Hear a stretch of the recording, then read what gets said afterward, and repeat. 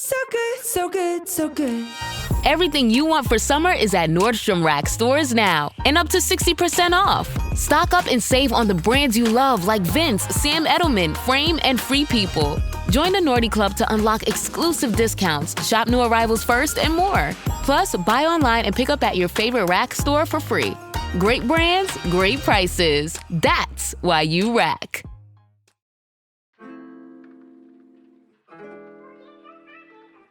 Hello and welcome to the Morning Five. I'm your host, Michael Ware, President and CEO of the Center for Christianity and Public Life.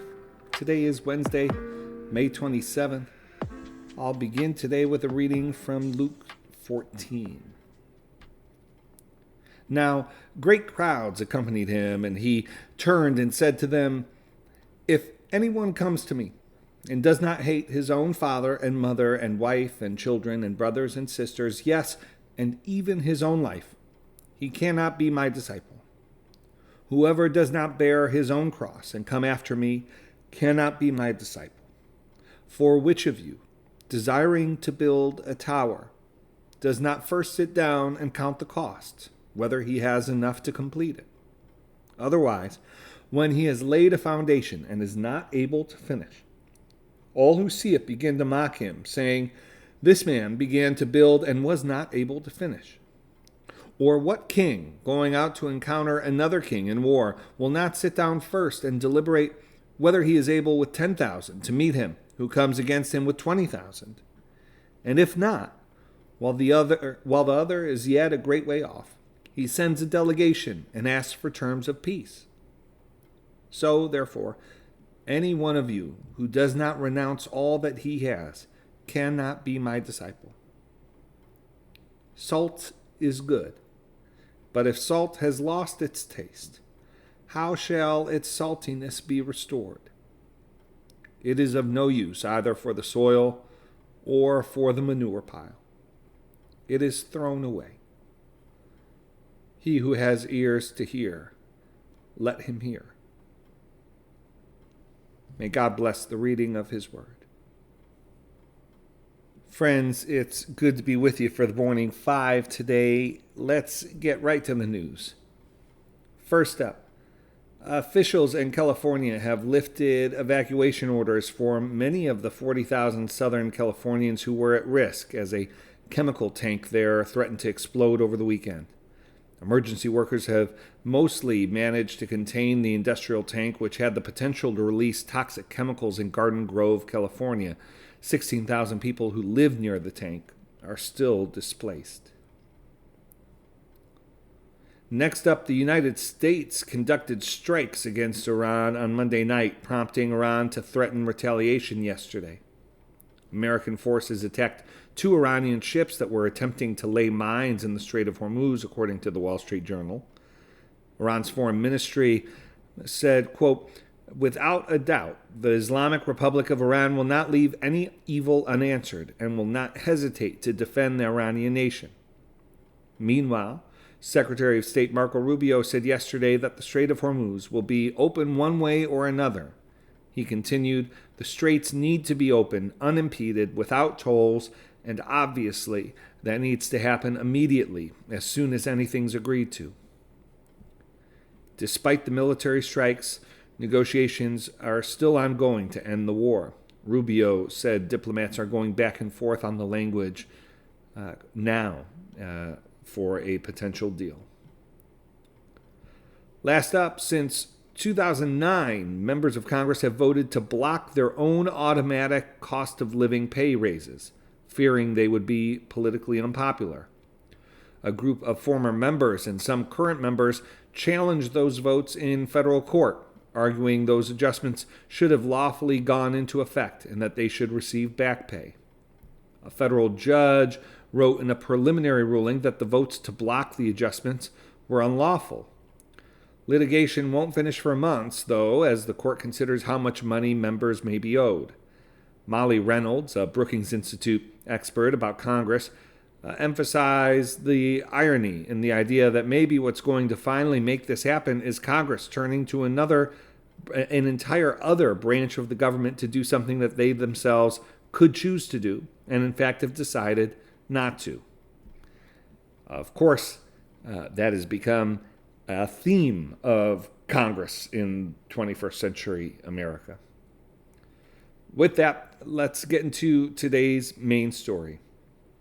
Texas Republican Senator John Cornyn lost a primary runoff election last night to keep his seat, with Texas Attorney General Ken Paxton winning the GOP's nomination for the Senate seat there ahead of November's midterm general elections.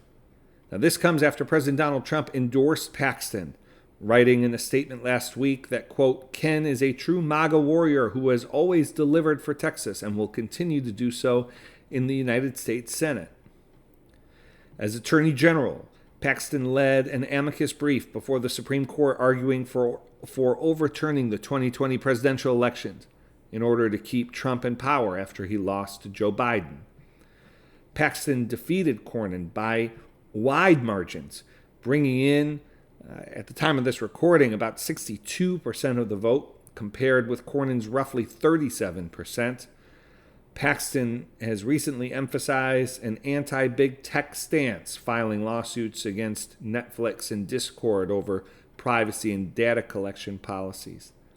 Cornyn had argued on the campaign trail that Paxton wasn't fit for the role after a Republican-controlled Texas State House impeached him on bribery and corruption charges in 2023, and after Paxton's wife, Angela, filed for divorce on, quote, biblical grounds. She wrote, I believe marriage is a sacred covenant, and I have earnestly pursued reconciliation. But in light of recent discoveries, I do not believe that it honors God or is loving to myself, my children, or Ken to remain in the marriage. Paxton was acquitted of the bribery and corruption charges by the state Senate. His divorce proceedings are ongoing. Paxton said earlier this year, we have a president who went through all kinds of supposed legal issues. I have too, and I've come out on top. All I can say is I've been acquitted. I've been redeemed. Paxton won despite being outspent. Cornyn and his allies spent more than $21 million on advertisements since early March, according to NBC News. Paxton and his allies, meanwhile, spent nearly $7 million. Cornyn has served in the U.S. Senate for more than 20 years. He often voted in support of President Trump's policies, although he raised concerns about Trump's more bombastic statements from time to time. Cornyn often focused on foreign policy and immigration. He also helped spearhead work on one of the first substantive gun violence prevention laws in 20 years, which in 2022 closed a loophole to prevent criminals from buying guns, gave authorities the option to pursue enhanced background checks for people under the age of 21 who raise red flags when attempting to buy firearms, and he sent funding and training resources to schools for safety procedures. Cornyn says he will remain in the Senate until his term expires in January. In his concession speech, he said that despite his defeat, I intend to continue my work to help make this nation a better place for all Texans and all Americans. Cornyn's defeat is yet another sign of President Trump's power within the Republican Party. In recent weeks, he and his allies have pushed out another incumbent senator, Bill Cassidy, as well as Kentucky Republican Thomas Massie, a House member.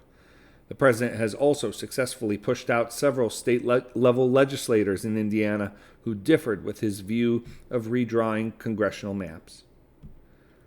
Let's stop there for today and go to the Lord together in prayer. Dear Father, always near us, may your name be treasured and loved. May your rule be completed in us. May your will be done here on earth in just the way it is done in heaven. Give us today the things we need today. Forgive us our sins and impositions on you, as we are forgiving all who in any way offend us. Please don't put us through trials, but deliver us from everything bad, because you are the one in charge, and you have all the power, and the glory too is all yours forever, which is just the way we want it. All right, friends, thank you for joining me today. As always, the Morning Five is brought to you in partnership with the That Sounds Fun Network, supported by the Center for Christianity and Public Life. If If you'd like to learn more about our work at CCPL, you can visit ccpubliclife.org. Hope you have a wonderful Wednesday.